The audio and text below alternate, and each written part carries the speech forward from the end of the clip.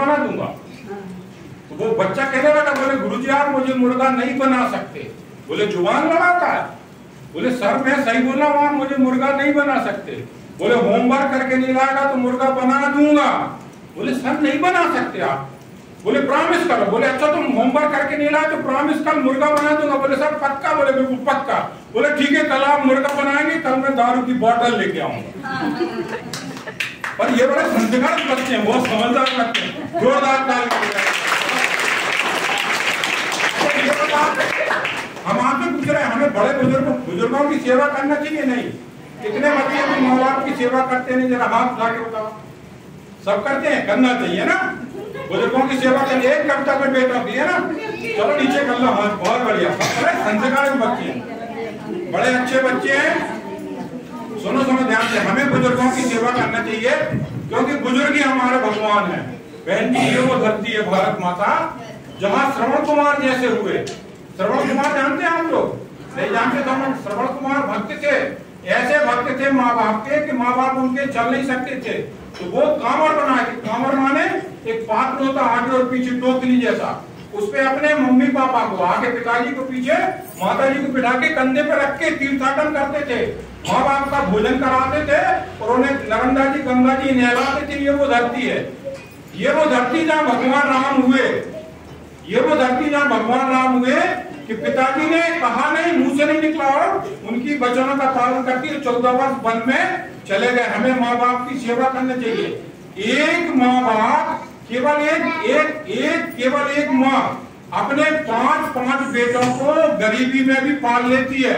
बगल से आटा ले आती है, यहाँ से लकड़ी, वहां से कंडा, और जब वो रोटी बनाती है तो 5 बच्चे कहते हैं माँ मेरी, माँ मेरी, माँ मेरी। तो वो क्या करती है, एक रोटी के 5 टुकड़े करती है और 5 को रख देती है। फिर दूसरी रोटी बनाती और फिर ऐसा करके 5 का पेट भर देती और फिर बाद में कुछ नहीं बचता तो बढ़िया पानी पी के सब बच्चों को अपने आंचल में छिपा के आनंद का जीवन जीती। वो माँ होती। और जब माँ को 2 रोटी की जरूरत पड़ती तब बड़ा लड़का कहता है छोटे वाले की, छोटा कहता है मंझले की, मंझला कहता है संझले की। तब बड़ा दर्द होता है और उस दर्द से कविता निकलती है।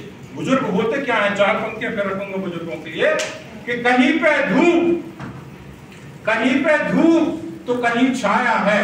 कविता अच्छी लग रही है आपको भाई साहब जी? अच्छी लग रही ना?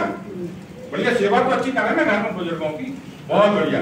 तो कहीं पे धूप तो कहीं छाया है और किसके नसीब में क्या आया है। कहीं पे धूप तो कहीं छाया है और किसके नसीब में क्या आया है। अरे मुकद्दर का सिकंदर तो वही है, सिर पर जिसके बुजुर्गों का साया।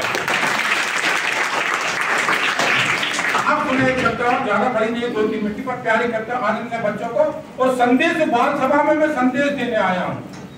बेटा इधर देखो, इधर ध्यान दो।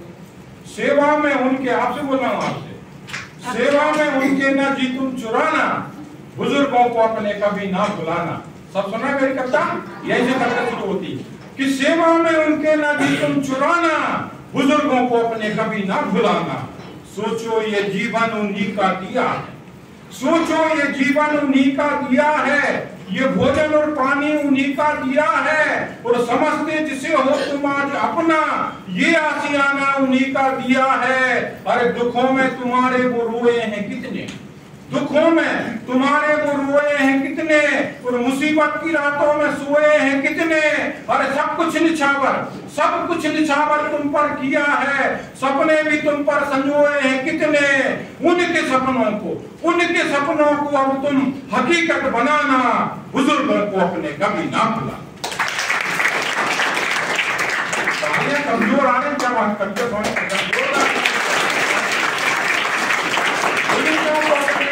भुलाना। कितनी मुश्किल से तुमको पढ़ाया लिखाया, कितनी मुश्किल से तुमको पढ़ाया लिखाया। ये सब आप जो पढ़ने आए ना, माँ बाप के पैसे खर्च हो रहे कि नहीं हो रहे? तब मैं कहता हूँ कि कितनी मुश्किल से तुमको पढ़ाया। देखो वो मम्मी पापा बच्चे को लेके आ गए, बच्चे को लेने आ गए क्यों? क्योंकि वो पूरा ध्यान रख रहे, पढ़ा लिखा रहे हैं। तो कितनी मुश्किल से तुमको पढ़ाया लिखाया और पसीना बहा करके काबिल बनाया और गीले आटे से अपनी गरीबी गुजारी। तुम्हें पेट भर भर के भोजन कराया और तुम्हें देख कर सीने जी भर के फूले, तुम्हें देखकर सीने जी भर के फूले और झुलाए तुम्हें खूब खुशियों के झूले और नैनों की पलकों पे तुमको बिठाकर अरे तुम्हारी ही खातिर वो गम अपना भूले और दिलों को तुम उनके न हरगिज़ दुखाना अरे बुजुर्गों को अपने कभी ना भुलाना। आप जो सीख रहे हैं, जैसे अभी बेटियों ने बढ़िया सरस्वती वंदना प्रस्तुत की थी, ये शब्द कहां से निकले? मैं जो कविता कर रहा हूं ये कहां से निकल रही है? ये मोहब्बत की भाषा है, किसने सिखाई? ये मोहब्बत की भाषा है, किसने सिखाई? और नेकी की रास्ता भी किसने दिखाई?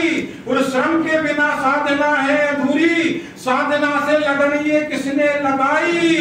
अरे उंगली पकड़ तुमको चलना सिखाया। बहुत प्यारी पंक्तियां निकल रही हैं कि उंगली पकड़ तुमको चलना सिखाया और तारा गगन चांद सूरज दिखाया और जला ज्ञान के दीप द्वारे तुम्हारे, जला ज्ञान के दीप द्वारे तुम्हारे, का से कलम माँ से ममता लिखाया। जला ज्ञान के दीप द्वारे तुम्हारे, का से कलम माँ से ममता लिखाया। ये ममता के बंधन, ये ममता के बंधन और तुम ना छुटाना बुजुर्गों को अपने कभी ना भूलना। ये ममता के बंधन तुम ना छुटाना बुजुर्गों को अपने कभी ना भुलाना। अच्छा क्यों है? मतलब बुजुर्ग आप में बताओ, जब तक सब रहते हैं जैन साहब ने तो आप वो लग रहा है, और जिस दिन उनको याद करें कितने बारी हमने हर घर में हमने बुजुर्गों को खोया है, और जब त्योहार आते तो हमारी आंखें भर आती, तब मैं उनकी याद उनकी स्मृति में पंक्तियां रखता हूँ।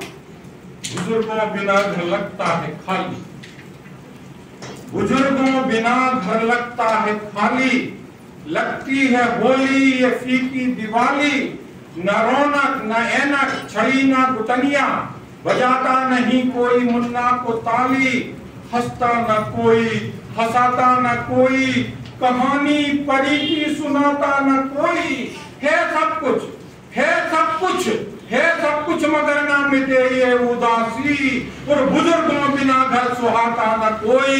तुम रोना स्वयं, तुम रोना स्वयं पर न उनको रुलाना, बुजुर्गों को अपने कभी ना बुलाना, बुजुर्गों को अपने कभी ना बुलाना। और फिर अब कविता समाप्त कर रहा हूँ।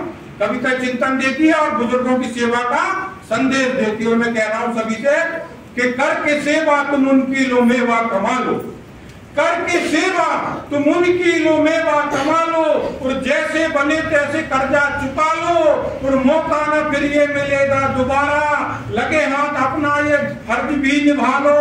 मैं कहता हूँ तुमसे, मैं कहता हूँ तुमसे, उन्हें कुछ न कहना, अंतिम क्षणों तक उन्हें दुख न देना। अरे तुम तो पूजो उन्हें, तुम तो पूजो उन्हें, वे ही भगवान हैं।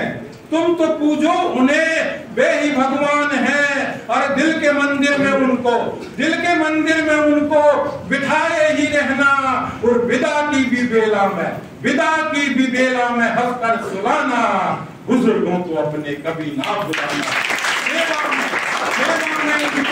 सेवा में उनके न जी तुम चुराना, बुजुर्गों को अपने कभी ना भुलाना, कभी ना भुलाना।